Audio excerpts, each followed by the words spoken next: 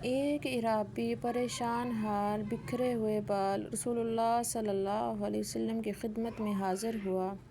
اس نے پوچھا، یا رسول اللہ، بتائیے مجھ پر اللہ تعالیٰ نے کتنی نمازیں فرض کی ہیں؟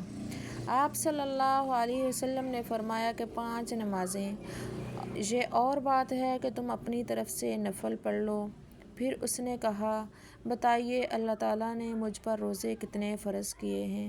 آپ صلی اللہ علیہ وسلم نے فرمایا کہ رمضان کے مہینے کے۔ یہ اور بات ہے کہ تم خود اپنے طور پہ کچھ نفلی روزے اور بھی رکھ لو۔ پھر اس نے پوچھا، اور بتائیے زکوٰۃ کس طرح مجھ پر اللہ تعالیٰ نے فرض کی ہے؟ آپ صلی اللہ علیہ وسلم نے اسے شروع اسلام کی باتیں بتا دیں۔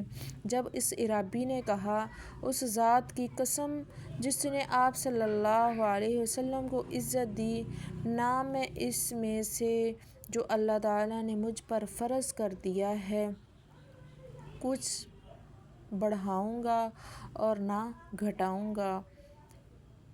اس پر رسول اللہ صلی اللہ علیہ وسلم نے فرمایا، اگر اس نے سچ کہا ہے تو یہ مراد کو پہنچا۔